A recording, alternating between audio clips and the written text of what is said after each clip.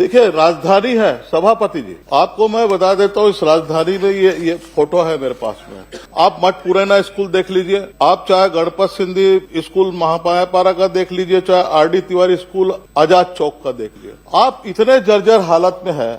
हम विकसित छत्तीसगढ़ बनाने जा रहे हैं और विकसित छत्तीसगढ़ की मुख्य पहचान होती है शिक्षा और स्वास्थ्य। और शिक्षा का क्षेत्र में अगर बिल्डिंगें अच्छी नहीं है, जहां गिर रही है, उन बिल्डिंगों का मैंने पहले भी आपसे उल्लेख किया है। मेरा प्रश्न जो स्कूलों को युक्तियुक्तकरण किया था उसके संदर्भ में है, और युक्तियुक्तकरण के बाद में जो भवन खाली हुए हैं स्कूल के, उसका उत्तर में आया आवश्यकतानुसार जो है उसका उपयोग किया जाएगा। तो एक वर्ष में जहां जहां स्कूलें खाली हुई है, मर्ज हुई है, उसका उपयोग आपने क्या किया?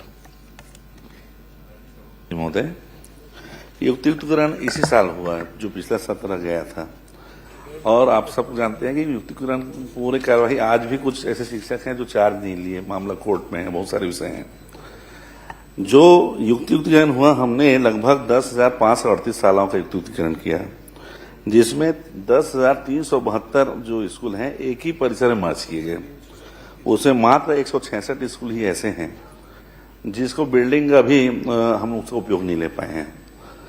अब चूंकि अब नए सत्र से हम उसमें प्लान करेंगे कि नए स्कूल दे सकते हैं, प्राथमिक शाला के लिए नए कर सकते हैं, स्मार्ट क्लास बना सकते हैं, या बालवाड़ी हम वहां चालू कर सकते हैं। तो जहां उपयोगिता और दूरियों को देख के जहां जो उपयुक्त होगा, उन वो सारे जो खाली हमारे 166 भवन है उसका हम उपयोग में लेंगे।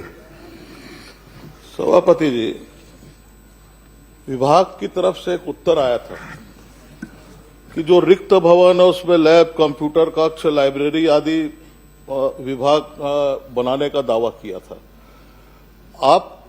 मैं ये जानना चाहता हूं कि जहां पर स्कूलें मर्ज हुई है, और उसके बाद में आपने दो चीजें कहा। एक कहा कि बेहतर जो कंडीशन की स्कूल है उसमें हमने मर्ज किया है। तो आज जो स्कूलें मर्ज हुई है वहां पर आप क्या बनाएंगे? क्या विवेकानंद की तर्ज पे स्कूल बनाएंगे क्या? सभापति महोदय, चूंकि 166 भवन हैं, कहीं 2 कक्षे का भवन है, कहीं 4 कक्षे का है। अब ये तय करेंगे, मूल्यांकन करेंगे, हमारी टीम जाएगी कि कौन से भवन का उपयोग हम किस में कर सकें। दूसरी बात, जो स्मार्ट क्लास, ई क्लास की जो हम बात कर रहे हैं, जो स्कूल मर्ज हुए हैं, जहां हाई स्कूल भी है, हायर सेकेंडरी भी है, और उसमें मर्ज है, तो उसमें तो हम बहुत आसानी से स्मार्ट क्लास, ई क्लास हम उसको बनाएंगे ही।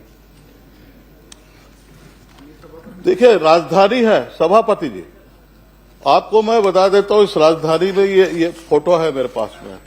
आप मठ पुरैना स्कूल देख लीजिए, आप चाहे गणपत सिंधी स्कूल महापारा का देख लीजिए, चाहे आरडी तिवारी स्कूल आजाद चौक का देख लीजिए। आप इतने जर्जर हालत में है।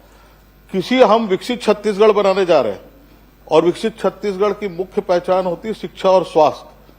और शिक्षा का क्षेत्र में अगर बिल्डिंगें अच्छी नहीं है, जहां गिर रही है, उन बिल्डिंगों का मैंने पहले भी आपसे उल्लेख किया है। क्या इसका आप नवीनीकरण करने का पैसा देंगे क्या? या जहां जहां मरम्मत की आवश्यकता है, जहां नवीन भवन की आवश्यकता है, जहां हाता की आवश्यकता है, जहां प्रार्थना सीट की आवश्यकता है, आदरणीय सभापति महोदय, प्राथमिकता में वो एक लिस्टिंग करके, जहां जनप्रतिनिधि के द्वारा, जहां जन विभाग के द्वारा, जहां जिला प्रशासन के से जो मांग आती है, उस मांग के रूप पहले हम प्राथमिकता में वहां भी राशि जारी कर रहे हैं, अभी कंटिन्यू है। जरूरत के हिसाब से हम राशि जारी करेंगे और उन स्कूल को दुरुस्त करेंगे। अभी तक के कितनी राशि जारी कर दी?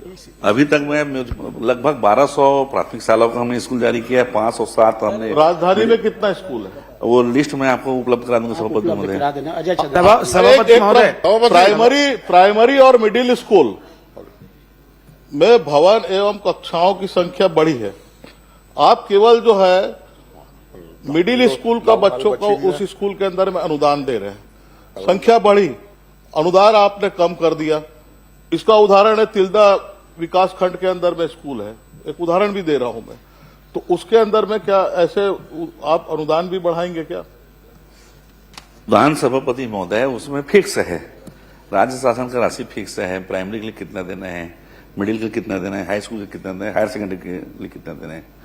प्रति बच्चों की संख्या के हिसाब से कितने कक्ष बनेंगे, अतिरिक्त कक्ष बनेंगे, उसके आधार पर हम उसमें राशि जारी करेंगे।